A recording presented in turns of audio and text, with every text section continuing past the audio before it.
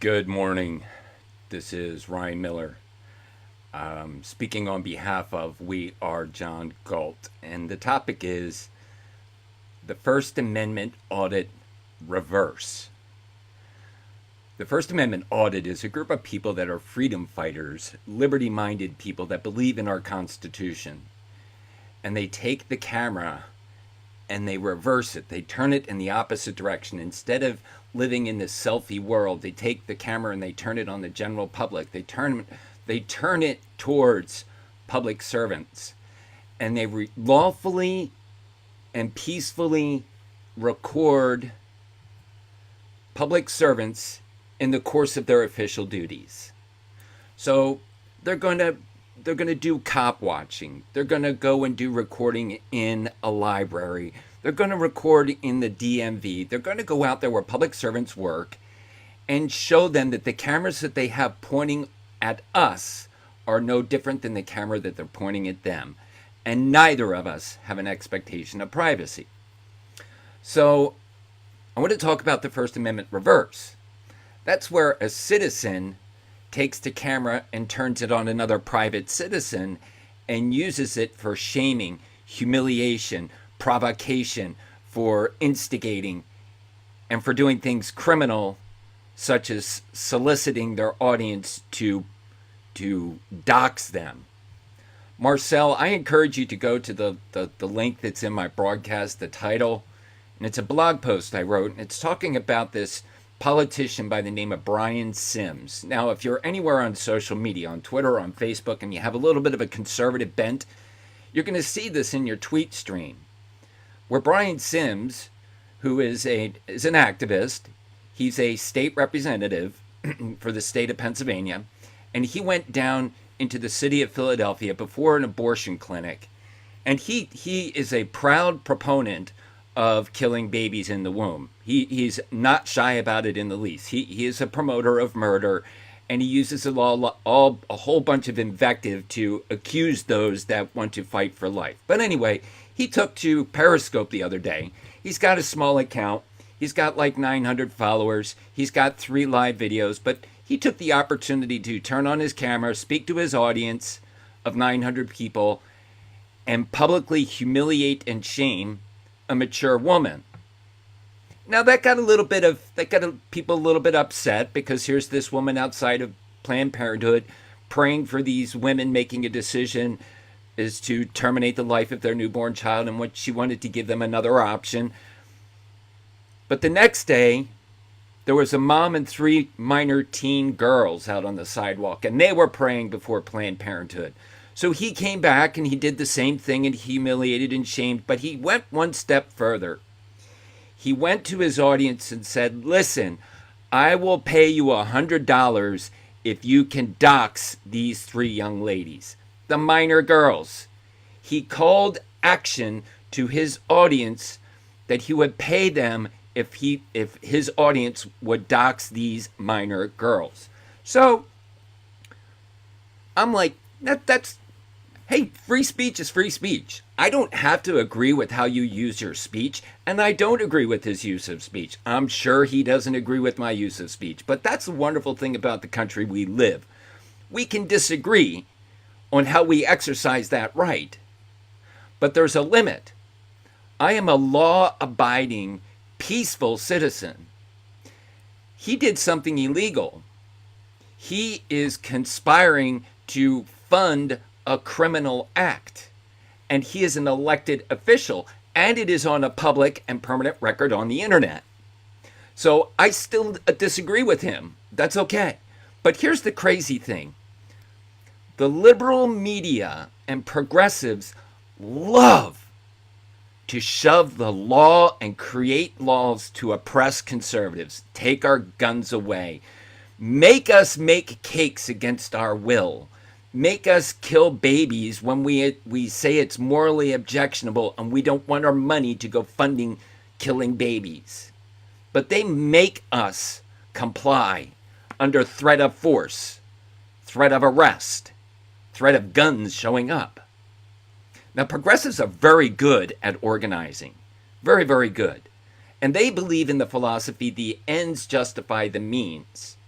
So Mr. Brian Sims, who's the state representative, believes that he is entitled to do whatever he needs to do in order to effect his will without consequence. That's the key, without consequence. Now, progressives love to have conservatives experience consequences. Progressives will rally together and they will do a campaign against Tucker Carlson, and they will send an email campaign to all of the advertisers and say, we are going to boycott all of you advertisers that are on the Tucker Carlson show. And then the advertisers will start pulling away from supporting Tucker Carlson because they're organized. Whether the effectiveness of their boycott exists or not, that threat is enough to have advertisers pull down. They are great at the collectivization, the organization, the power. Conservatives, you suck.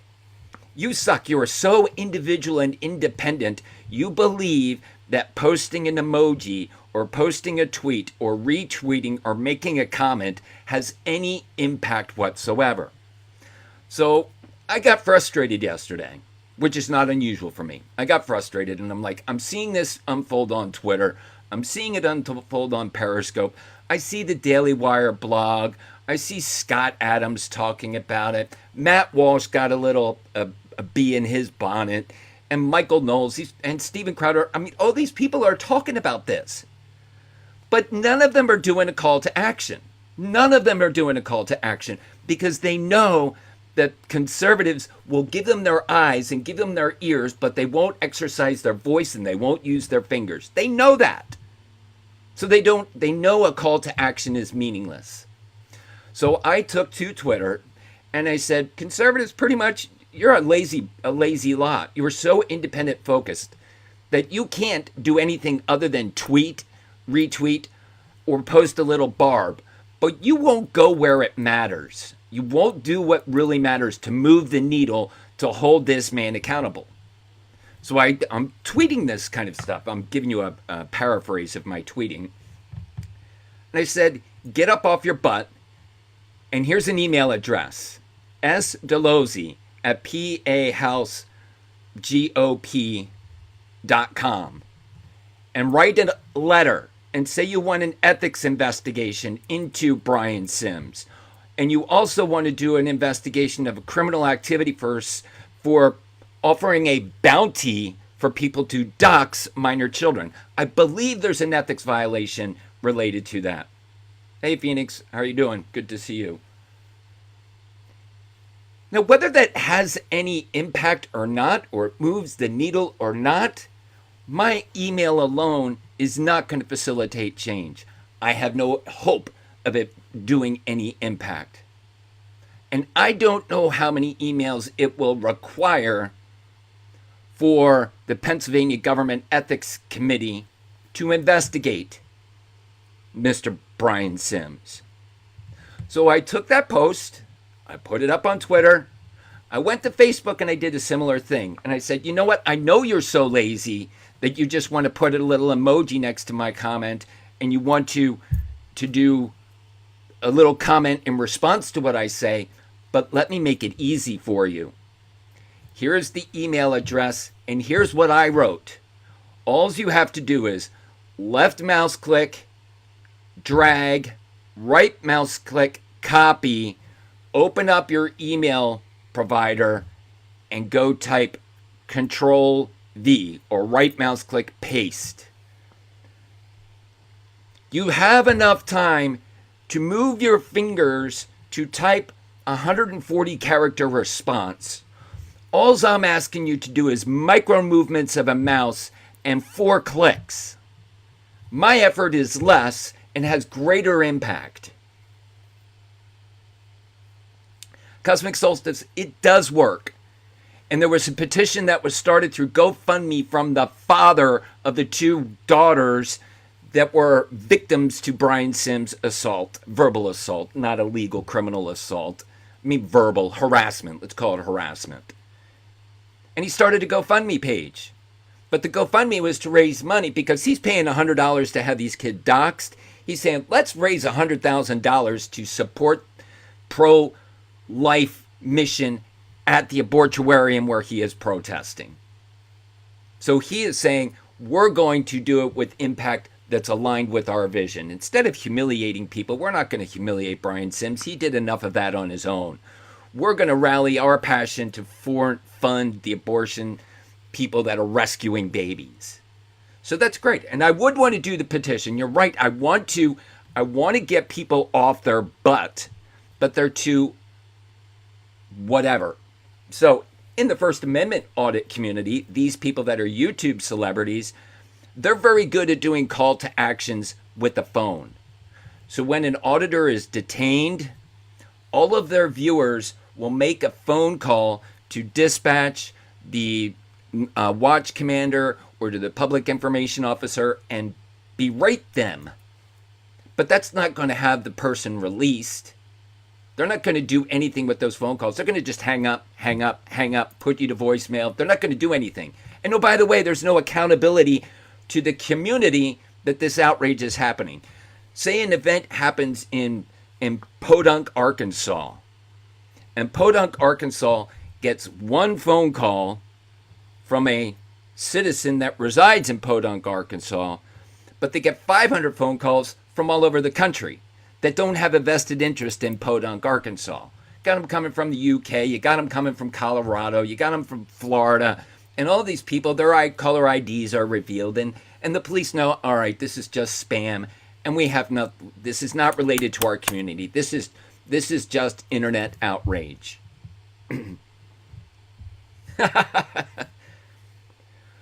So I'm saying the auditors are good at call to action in what is called the call flood. But that's not a needle mover, people. The local community is invisible to what you're doing on YouTube.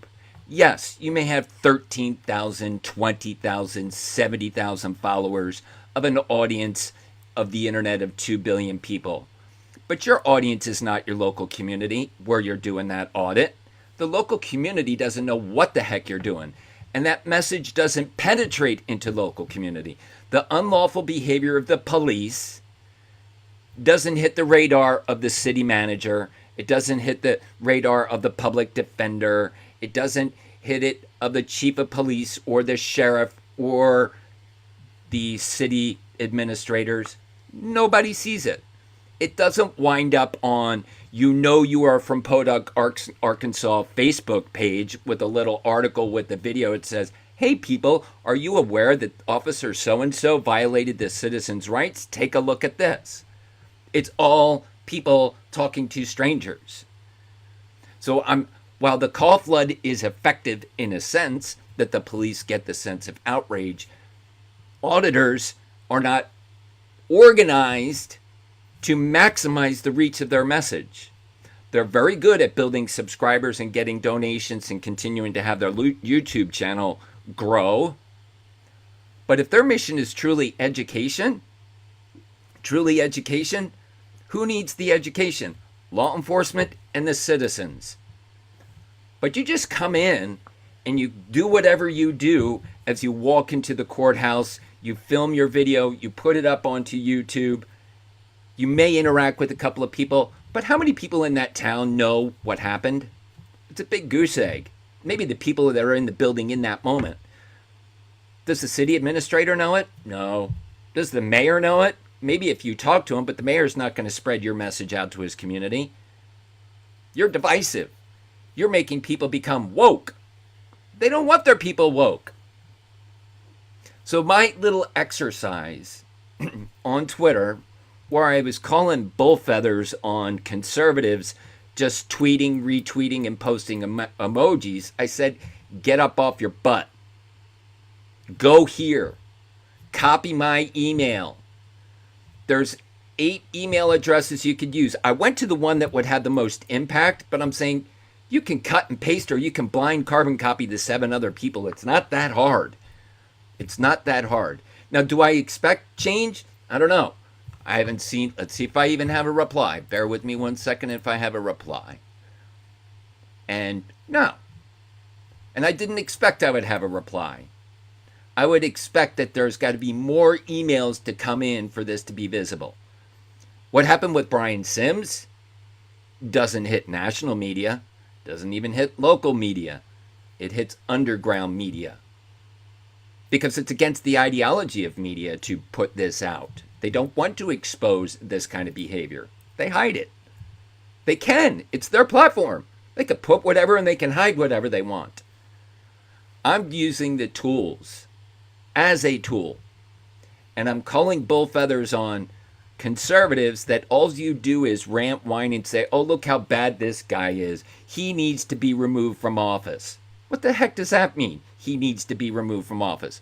What are you doing to ensure that someone like this will be removed from office? Is your tweet doing anything other than you saying he needs to be removed from office?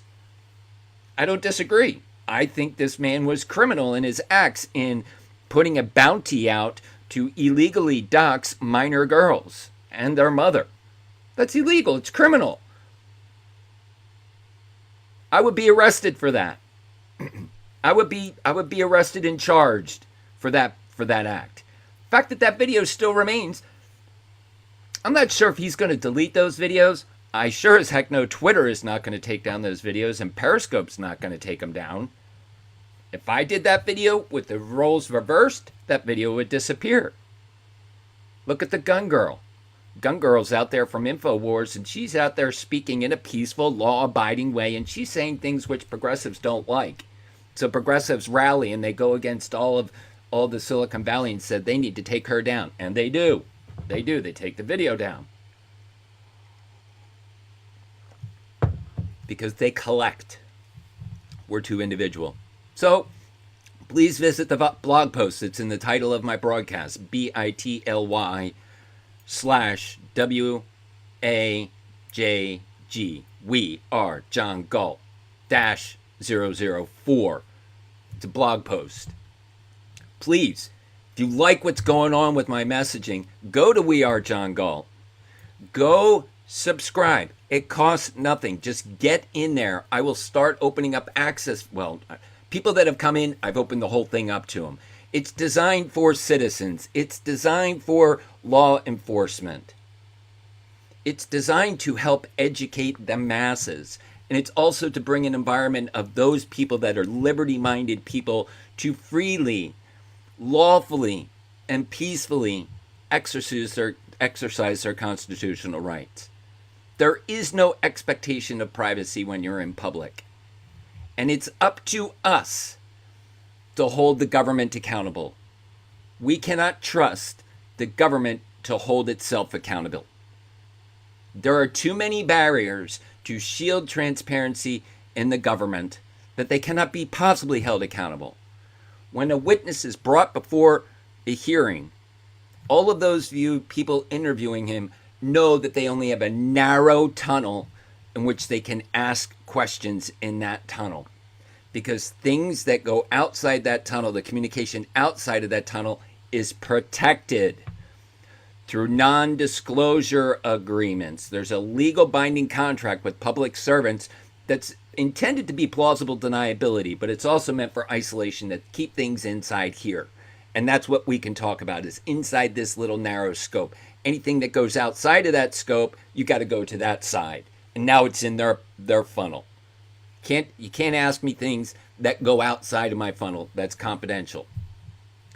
That's why you see the interrogations inside of these congressional hearings a mess, because of the structure of this plausible deniability and this isolation and protection of each of these different segments. It's the bureaucracy, folks, that we have allowed to happen about oppressing us. I'm saying use your voice. We have the ability to redress and grievance against our government. Brian Sims is an elected official. I am allowed to seek redress and address a grievance against his behavior in the public square as an elected official of our state. And whether he receives any penalty or censure or fine, that's not up to me. That's up to the process. But I want to draw attention to the process and say, this guy went afoul. And it's public. It's a matter of public record. Ms. Delosey, Next week, I'm going to be doing a Freedom of Information Act request on all the inbound emails that you received. And I'm going to acknowledge whether you addressed my email or not, or I got a form letter, and I'm going to do another post about government transparency and accountability. Look at, I had over 500,000 impressions on the tweets, and I've only got 1,500 followers on my Twitter account. I've only got 1,500 followers. I am censored. I am shadow banned. I am restricted on Twitter. People cannot share, retweet. It goes into a void. But my little lowly voice got over 500,000 impressions on this crazy message that this guy needs to be held accountable, and it's more than a tweet and a retweet and an emoji. Get up off your butt, do four mouse clicks and move your mouse and send this email. I did that in the blog post. I got 73. I was the highest rated commenter in a Facebook page. People were emojiing, liking, and then the comments were building. And they're like, you're right. We want to bitch, but we don't want to take action. Thank you for making it easy for us to take action. Whether they took action or not is a big unknown. But I want to be a catalyst, a provocateur, to say, quit your whining. Your whining has no substance behind it unless you do something. The whine is a whine. Scream, cry, whatever. Kick your feet, pound your pillow. But to really justify that emotional response, link it to action. I'm calling out to ask the First Amendment auditors, is there something that they could be doing different other than just doing their walkthrough video and narration and asking for a call flood? We Are John Galt gives the ability that maybe you don't want to do it, but I'm willing to do it. I'm willing to do the research to find out where you did the audit, find out who the officers are, take your video, put it into a blog post, do some narrative, draft some form letter emails, and say, you know, instead of picking up the phone, or in addition to picking up the phone, here's an email address, copy, paste, send. Copy, paste, send. Send it to the city manager. Send it to the public defender. Send it to the chief of police. Send it to the local newspaper. Tag it on the Facebook page. That's doing. We're talking a series of 5, 6, 7, 10 mouse clicks, which you can do at the same time you're watching the First Amendment auditor's video. Sure, you may want to lay in bed or sit on the toilet and drop a deuce and watch these people do an audit. That's great use of your time. I'm saying multitask. While you're watching that video, go to We Are John Galt. Oh, he's got an email already set. Oh, he's already got a petition signed to go to the government. Oh, he's already got the Facebook pages that are in the area that the public citizens follow. Click and like and post. I want to make it easy, but you got to do something. Do something. I'm fighting this battle because I'm passionate about these things, because I see our liberty and our rights being eroded by our own complicity. So I just wanted to put that out there. I'm going to be sharing this particular broadcast, and I'm going to put it up on my We Are John Galt page. I'm going to put it up on my Cultural Contrarian, and I'm going to put it needs to be shared. It's a message that needs to be heard. Whether you choose to act on it, that's on you. I'll help put the ducks in a row so it'll be easier for you. And I would love people to reach out to me and say, hey, I like what you're doing. What can I do to help or support? I say, you know what? Not right now. I'd love your feedback. Maybe there is something you can do. I don't know much about you. Reach out to me. Take care, everybody.